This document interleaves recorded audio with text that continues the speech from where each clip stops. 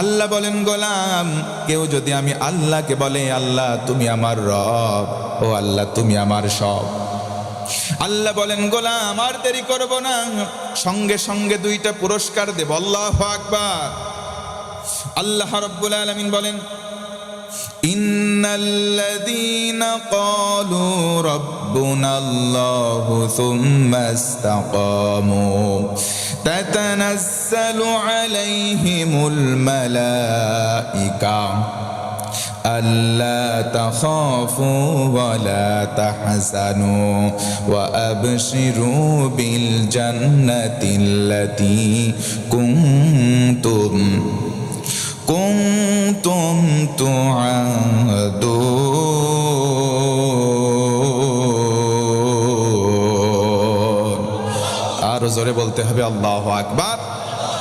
আল্লাহ রাব্বুল আলামিন বলেন, ও গোলাম নিশ্চয় যারা বলবে আল্লাহ আমার রব, আল্লাহ তুমি আমার সব, আল্লাহ বলেন কথা বলে যদি টিকে থাকতে পারো, সুম্মা ইসতাকামু অটল থাকতে পারো, অবিচল থাকতে পারো, আর যদি হেলে না পড়ো, আমি আল্লাহ দুইটা পুরস্কার দেব।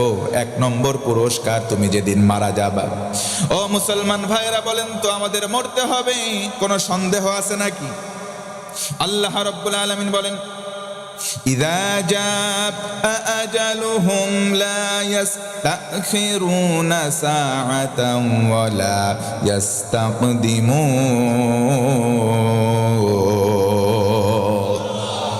আমার আল্লাহ বলেন, ও বান্দা যখন আজাল চলে আসবে, মৃত্যুর সময় ঘনিয়ে আসবে, এক সেকেন্ড সময় তোমাকে দেওয়া হবে না, জায়গায় তুমি ওয়াফাত বরণ করবা।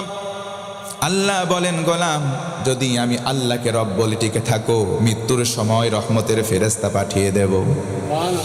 ওই ফেরেশতারা এসে বলবে, ও আল্লাহর বান্দা লা তাখাফু ওয়া লা তাহজানু, কোনো চিন্তা নাই, কোনো ভয় নাই, ওয়া আবশিরু বিল জান্নাহ, জান্নাতের শুভ সংবাদ গ্রহণ করো।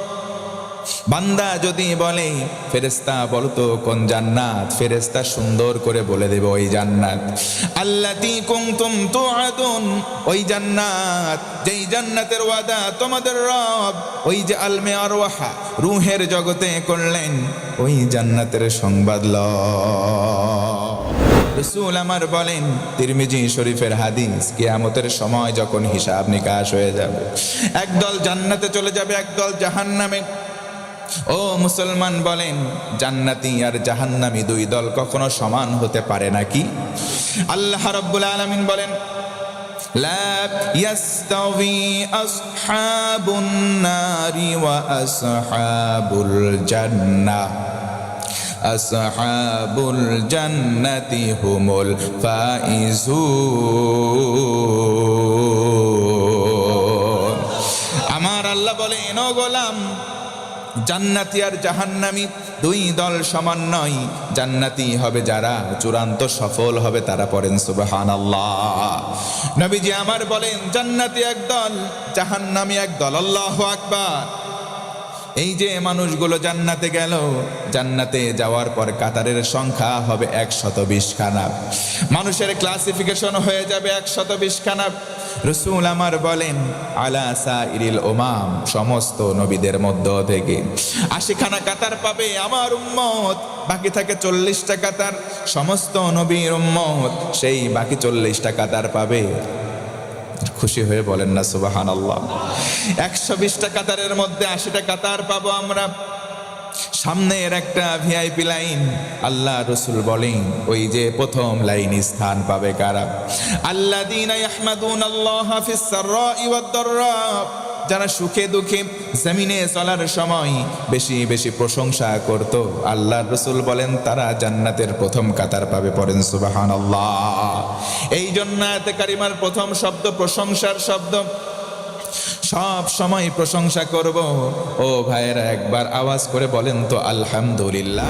ইন্নাহু লাকুরআনুন কারীমুন ফি কিতাবিম মাকনুন লা ইয়ামাসসুহু ইল্লাল মুতাহহারুন।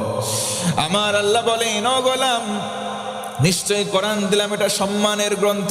এই কোরআন যাদের মধ্যে অপবিত্রতা আছে তারা স্পর্শ করতে পারবে না। আল্লাহ রসুল বলেন, আমার কোন উম্মত যখন উত্তম করে ওযু করে, সুন্দর করে ওযু করবে, তার হাতের গোনা, মুখের গোনা, মাথার গোনা, পায়ের গোনা ওযুর পানির সঙ্গে সরে সরে সাফ হয়ে যায়। কোরআন ধরতে গিয়ে যদি আমি ওযু করি সুন্দর করে, ওযুর গোনা, ওযুর সঙ্গে সঙ্গে আমার হাতের গোনা ঝরে যায়, মুখের গোনা ঝরে যায়, আমার মাথা, আমার পায়ের গোনা সরে যায়, মুসলমান একবার খুশি হয়ে বলেন তো সুবহানাল্লাহ। তার মানে বোঝা গেল এই কোরআন ধরলে সওয়াব হয়। 7 নম্বর কারণে কোরআন দেখলে সওয়াব হয়। আল্লাহু আকবার। এই পৃথিবীতে 3টা এমন দিক, আল্লাহর হাবিব বলেন পৃথিবীতে 3টা এমন দিক আছে, 3 দিকে তাকালে সওয়াব হয়। ও মুসলমান বলেন তো কয়টা দিক? 1 নম্বর হলো আন-নাযারু ইলাল কাবা। কেউ যদি কাবা ঘরের দিকে তাকাই, যদি হজ্জে মাবরুর হয়ে যায়, আল্লাহর হাবিব বলেন তার জীবনে কোনো গুনাহ থাকে না, বাচ্চা মাসুম হয়ে যায়। কোন সুবহানাল্লাহ। কোন সন্তান যখন পিতামাতা দুইজনের চেহারার দিকে নেক নজরে একবার তাকাবে, আল্লাহর হাবিব বলেন একবার তাকালে একটা কবুল হওয়া হজের সওয়াব দেওয়া হয়। আল্লাহর রাসূল বলেন তোমার মায়ের পায়ের নিচে ধুলি নাই, কাদা নাই, স্যান্ডেল জুতা নাই, প্রতিটা মায়ের পায়ের নিচে সন্তানের জন্য রয়েছে জান্নাত। আল্লাহর রাসূল বলেন, ও আমার উম্মত, হুমা জান্নাতুকা ওয়া নারুক, মা বাবা তোমার জান্নাত, না হয় মা বাবা তোমার জাহান্নাম। এই জন্য দুয়ের সঙ্গে ভালো আচরণ করবো ইনশাআল্লাহ। 3 দিকে তাকালে সওয়াব হয়। 3 নম্বর হলো আন-নাযারু ইলাল মাসাহাফ আবিল কুরআনুল কারীম। কেউ যদি কোরআনটা খোলে আর বলে এগুলো আমার রবের কথা, আমার আল্লাহর কথা, যতক্ষণ তাকিয়ে থাকবে ততক্ষণ রহমতের ফেরেশতারা তার জন্য ইস্তেগফার করতে থাকে, দোয়া পড়ে। আল্লাহু আকবার। ও মুসলমান, এই জন্য কোরআন যদি আপনি পড়তে নাও পারেন, কোরআন খুলে খুলে বলবেন এগুলো আমার আল্লাহর কথা, বলেন ইনশাআল্লাহ। ফামান তাবিআ হুদায়া ফালা খাউফুন আলাইহিম ওয়ালা হুম ইয়াহজানুন।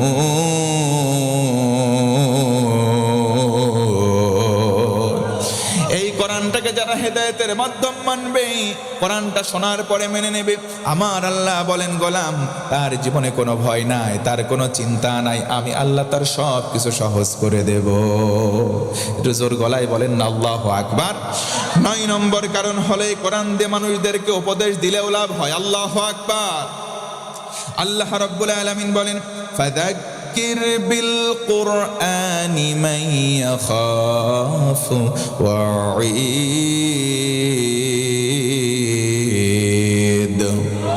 আল্লাহ রাব্বুল আলামিন বলেন কোরআন দিয়ে মানুষদেরকে উপদেশ দাও যাদের কলিজায় আল্লাহর ধমকের ভয় আছে, তাদের কলিজায় কাজ হবে। ও মুসলমান বলেন তো আল্লাহকে আমরা ভয় করি কি করি না? আরো জোরে বলেন করি কি করি না? আল্লাহ রাব্বুল আলামিন বলেন, ও গোলাম যদি আমি আল্লাহর ভয় তোমার কলিজার মধ্যে থাকে, আমি আল্লাহ দুনিয়ার কোনো মানুষকে তোমার সঙ্গী বানাবো না। আর সে আজিম থেকে ঘোষণা করলাম তোমার কলিজায় যদি আল্লাহর ভয় থাকে, আমি আল্লাহ তোমার বন্ধু হয়ে যাব।